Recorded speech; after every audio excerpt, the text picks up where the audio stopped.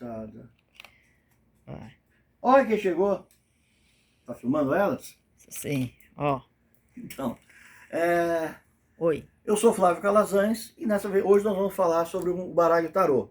Se você tem um baralho em casa, você já deve ter percebido que ele tem 4 naipes.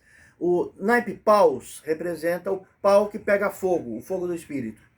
O naipe espadas representa o ar, porque quando você corta o ar com a espada, ela faz um som que parece o vento. Então o elemento ar, fogo, ar. Os rins, a bexiga, o útero, essas partes que tem água do corpo é copas. Copas é o elemento água, são os 4 elementos. E suas pernas que são sólidas são ouros, que é o alicerce, é a pedra, é o ouro, é o minério, é a parte mais sólida do seu corpo. Então, na verdade, você tem ali as 4 letras do nome de Deus, dizendo terra, água, ar, fogo. O quinto elemento, a quinta essência, o quinto elemento é o espírito. O espírito é representado por esse quinto naipe. Na verdade, o coringa do seu baralho é o que vai abrir para esse quinto naipe. Ele é a carta 0, o tolo, o bobo, o joker, o palhaço, o perdido. Dionísio, na verdade, no seu sentido de ébrio. Meus pais quando eu conheci isso aqui, meus pais me levaram para comprar móveis, foram comprar móveis, me levaram junto, eu fiquei entediado, me deram dinheiro, fui numa banca na esquina e comprei uma revista. A revista tinha um tarô, era o Baralho 8. Eu fiquei tão apaixonado por essas cartas, pelas cores, pelas formas, sem saber o que era, que eu as desenhei. Eu peguei uns cartolinas que vinham num chocolate, e quando eu comia um chocolate eu desenhava uma carta. Mostra uma. Eu não sabia, na verdade, que o tarô funciona quando você desenha. Você precisa desenhar o tarô. A pessoa que vai ler o tarô precisa desenhar, porque você vai assimilar as formas, as cores, os símbolos, as posições, a expressão corporal dos personagens, porque tudo isso é o significado. É o que dá verdadeiramente a leitura. E a narrativa de cada um, Sim, né? eles são uma narrativa, eles contam a sua história. Então a história de todos nós, porque eles são eternos. Essas 22 cartas são as 22 letras do alfabeto hebraico. Então, o tolo é a janela para esse naipe, é a carta 0. Esse é o baralho Marsella, aquele que eu mostrei, uma cópia do baralho 8, a minha cópia do 8, é a que eu uso. Então, essas 22 cartas, que são as 22 letras do alfabeto hebraico, contam o eterno, eles contam a sua história, a minha história, a nossa história. Enquanto houver um humano, eles estarão contando a história desse humano. Então, vou vendo agora para as cartas, eles estão em blocos de 7, que é um número místico, que são 7 furos na cabeça, 7 notas musicais, 7 cores do arco-íris. O 7 é um número cabalístico, é um número místico. Então, primeiro você tem o mago.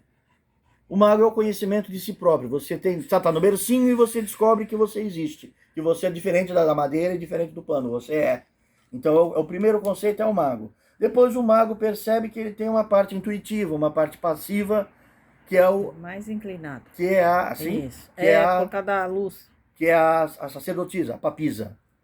Depois você vai perceber a presença de uma força feminina material que vem, te alimenta, troca sua fralda, que é a mãe, a imperatriz. Isso é tudo ainda dentro da família, da casa. Depois você vai ter consciência que tem um homem que vem e que compra o leite para ela, compra o pano para trocar sua fralda. O imperador. Você tem consciência dessas forças, desses arquétipos, dessas figuras místicas. É o pai, imperador. Né? O pai, a mãe, o pai. Depois, quando você cresce um pouco mais, nesses 7 anos, vou mandar você para a igreja ou para a escola, onde você vai conhecer o sacerdote, o papa, o hierofante. Você vai conhecer as instituições, escola, igreja, o que já está fora da família, fora do você próprio, sua família, o mundo em volta da família, a cidade em volta da família. Depois você vai ter os enamorados, você vai fazer escolhas. Cada uma dessas cartas tem seus mitos por trás. Os enamorados pode ser pares, julgando qual das 3 deusas é a mais bonita, que é a Atena, Hera e Afrodite. E ele acaba dando o pomo para Afrodite. Afrodite, cada uma delas oferece algo para ele. Ele acaba pegando Helena de Troia, que é a mulher mais bonita da época, e vai criar as consequências da escolha, a Guerra de Troia. Cada um deles tem vários mitos por trás. Zeus, Odin, Júpiter, Osíris, o que você imaginar. Finalmente, no final, você é o carro. Você monta a carruagem de combate, você veste a armadura e você sai para o mundo. Conquistar, o conquistador. Você é Alexandre Magno, você é o conquistador. Terminou o primeiro bloco de 5 cartas. Você vê que é bem fácil de entender, 7. porque você já passou pelas 7 cartas. Você já passou pelo primeiro bloco. No segundo bloco, você vai perceber que existe justiça. Coisas são feitas sem que você exatamente goste delas, mas elas são justas. Então existe fora de você uma justiça cósmica, uma justiça do mundo. Isso leva você a parar para pensar, a se introspectar, a procurar filosofias, a procurar respostas, a entender melhor o mundo. Você se isola e você descobre a solitude, a presença do si, não a ausência do outro, a presença de si, que é o eremita. Do eremita você vai perceber que Levanta a coisas maiores Isso. acontecem, que o mundo gira, a roda gira. Então existe uma roda girando, onde às vezes está por cima, às vezes está por baixo. Seriam aquele sonho do faraó, na Bíblia, 7 vacas magras, 7 vacas gordas. Seriam momentos da sua vida onde você está em euforia e outros que você está em disforia, em depressão. Quer dizer, existem ciclos na natureza, como as próprias estações do ano. Com isso tudo, você vai ter força para fechar a boca do leão. Isso é Hércules vencendo o leão de Nemédia, é Sansão matando aquele leão. São todas as situações de força, os heróis de força, Gilgamesh, Thor, Siegfried. Ensina a ser forte para passar Sim, por você essas... passando por essas coisas, você descobre a sua força. Você tem os seus limites, a sua força interior. Com essa força, você vai descobrir que você precisa fazer escolhas, que você precisa fazer sacrifícios para as suas escolhas. O sacrifício é a carta Odin pendurado na árvore Yggdrasil, provocando o anão Mimir, e ele começa a se cortar com a sua lança Gungnir, uma lança com alma, uma arma com alma, e quando ele se corta, ele arranca o próprio olho, ele vê o olho cair na fonte da água da vida, o olho vai ricocheteando nas pedrinhas, e ele vê as 22 runas, e aí ele tem o conhecimento de dar nome a todas as coisas. Então o enforcado é o sacrifício. É 22 também, né? São 22 Igual runas. Sempre são símbolos do eterno. São coisas que estão presentes, repetindo em vários povos. Todos os povos falam de alma, todos os povos falam de deuses, todos os povos falam de espíritos fora do corpo, todos os povos falam de céu e inferno, não com esses termos, mas com termos diferentes, pode ser Tártaro, Rinon, mas sempre existe um pós-vida, uma vida fora do corpo. No caso do enforcado, é importante ver uma coisa: os braços estão formando um triângulo, que é o Deus, o triângulo de Deus, e as pernas estão formando um 4, que são os 4 elementos da matéria. Ele está enforcado de cabeça para baixo porque ele inverteu, ele põe a matéria acima do espírito, a matéria acima de Deus, o mundo material acima do mundo divino, do mundo espiritual, do mundo eterno. Então, essas simbologias estão escondidas em todas as cartas, existem ecos entre elas. Depois desse sacrifício, você sacrifica, você tem consciência que precisa deixar algo morrer para outras coisas viverem, você tem que escolher. Ou você vai ser engenheiro ou vai ser médico, ou você vai comprar um carro ou vai comprar uma casa. Ou você vai namorar a Francisca ou a Betânia. Então você tem mortes. O que você não escolheu, morre. Também pode ser a morte física, o fim. Mas normalmente é a morte no sentido dessa escolha.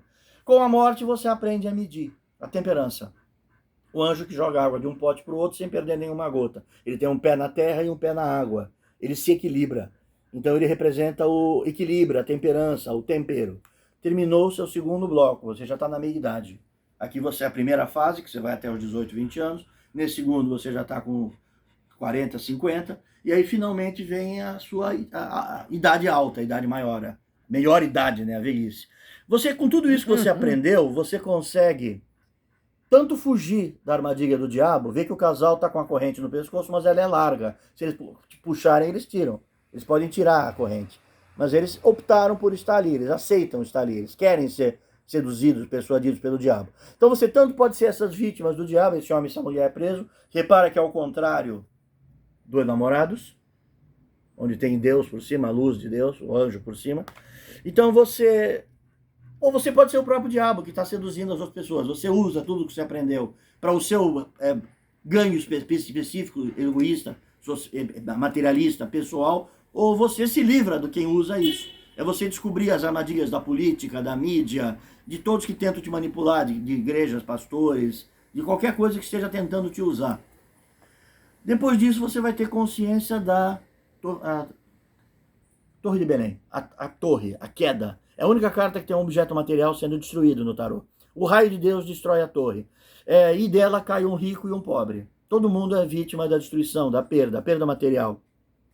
Quando Dédalo faz o labirinto do Minotauro em Creta, no final do labirinto encomendaram uma torre para ele. Ele não sabia por quê, mas ele fez a torre. Quando terminou a torre, só ele, Dédalo, e o ajudante dele, o filho Ícaro, sabiam o labirinto, o desenho do labirinto. Então os pedreiros não sabiam, só eles sabiam. Eles fecharam as últimas partes. Então o rei de Creta, Minos, tranca eles, era para soltar o Minotauro, que era o filho da filha dele, né?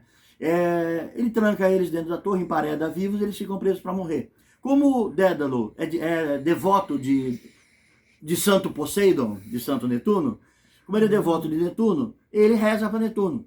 E aí começam a cair gaivotas dentro da janela da torre, e eles têm comida, eles bebem o sangue e comem a carne.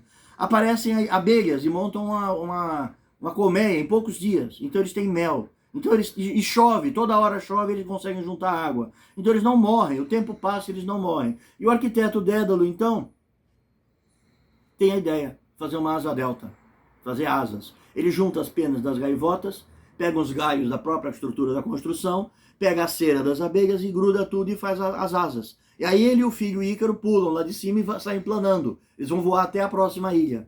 Mas ele avisa o filho, não vá muito alto, porque o calor do sol pode derreter a cera. O moleque sobe, Ícaro, o calor derrete, ele cai e morre no mar afogado. O pai consegue chegar do outro lado, mas desiludido. Ele foi traído pelo quem contratou o serviço dele, pelo empreiteiro, né, pelo rei Minos, e o filho dele morreu. A descendência dele morreu. Ele, enlouquecido, fala, então eu não construo mais a cidade, eu vou destruir a cidade. E ele passa a ser o criador de armas de guerra. A ele é miticamente atribuído o ariete, que arrebenta a porta, a catapulta, que destrói a parede. Todas as armas, grandes armas de guerra, as máquinas de guerra Da antiguidade. são atribuídas a Dédalo, porque ele caiu da torre e se desiludiu. Bom, estou só mostrando que tem muitas histórias por baixo de cada uma. Eu podia ficar contando histórias de Odin, de Dédalo, de Hércules e tal, mas é só para você sentir mais ou menos o que é. Depois da torre, da perda da torre, você tem a estrela de Belém, a astrologia. A estrela de Belém avisando que Jesus nasceu. É o momento que você olha para o eterno, você olha para o céu e você vê o zodíaco, você vê o horóscopo. Horoscope é olhar o céu. E zodíaco, zoo é animal e dial é disco. É o disco dos animais. Você vai perceber os ciclos, os grandes ciclos do mundo. E você vai ter a estrela de Belém aparecendo sobre o berço de Jesus, a esperança do futuro. Dessa esperança você vai ter o caminho da lua. A lua muda de faces. A lua seria quando Jesus fosse para o Egito e é criado no Egito, longe, afastado. Quando Ciro Lancelotti é criado pelas fadas do lago. Quando Zeus, ou Júpiter, não é devorado por Cronos, porque a mãe dá uma pedra para Cronos comer, e ele leva ele para as ninfas do bosque, e as ninfas criam a ele. Ele está sendo criado escondido para chegar ao momento. Então, essas várias faces são as várias faces da lua. A lua que mente, que trai, mas trai por uma razão maior. Então, a lua tem um lobo e um cachorro latindo em volta, tem as torres atrás, e dentro da água tem um caranguejo, uma lagosta, que pode morder o seu pé se você puser água lamacenta, você não vê onde está pondo o pé, você pode ser picado, ferroado pela lagosta. Perder um dedo, porque essa lagosta é enorme, um dedo do pé. Depois disso vem o sol, onde você tem Castor e Pólux, que também são lendas gregas. O sol vai brilhar sobre você depois de ter vencido tudo isso. E finalmente é o momento do julgamento. O julgamento é o julgamento do Apocalipse. É o julgamento onde os mortos voltam à tona, onde você olha tudo o que você fez, né, durante todo o ciclo, e você vê o que foi bom e o que foi mal, você vê os seus pecados, você vê o sofrimento que você causou e o bem que você causou. Você entende a si próprio e você aprende a julgar, a condenar ou perdoar. E finalmente, após isso, você vai dançar sobre os 4 elementos, sobre os 4 naipes, sobre os 4 evangelhos. Você vai ser o mundo. Uma carta que dança. A única carta que está dançando, que está se mexendo dentro do tarô é o próprio mundo. Com isso, você completou o ciclo. Lógico, você pode ter tido dificuldade de entender a sequência das cartas, mas você entendeu as primeiras 7, porque você já passou por isso. Talvez você não tenha passado pelo segundo e não tenha passado pelo terceiro. Mas eles contam a nossa história. Eles estão te contando a sua história. Então, quando você embaralha e puxa uma carta, ela te dá uma mensagem. Ela está te dizendo algo. Ela te alerta para algo. Jung chama sincronicidade. Ele chega a ter cálculos de estatística sobre repetições do I Ching, que é um outro sistema de baralho divinatório. Na verdade, ele não é divinatório. As cartas dizem o que é, o que sempre foi. Eles dizem sequências. Se você joga uma flecha, ela vai bater em algum lugar ou em nenhum lugar. Se você se arma para a batalha, você está querendo alguma coisa. Você está indo para algum lugar. Se você faz o sacrifício, você sabe, você pensou antes de fazer o sacrifício. Tudo isso são situações humanas, situações do eterno. Então esse é o segredo do tarô. Se a gente der um zoom para cá, nessa direção, nós vamos ver uma coleção de tarôs, onde dá para entender melhor. Vem comigo, venha comigo. E aqui você vai ver. A cachorra está deitada. Você vai ver o tarô dos orixás. Tem livros sobre o tarô, né? O tarô dos orixás, tarô dos deuses hindus, o tarô encantado dos contos de fada, o tarô olímpico, sobre os deuses gregos, o tarô mitológico, os deuses romanos, que é praticamente a mesma coisa.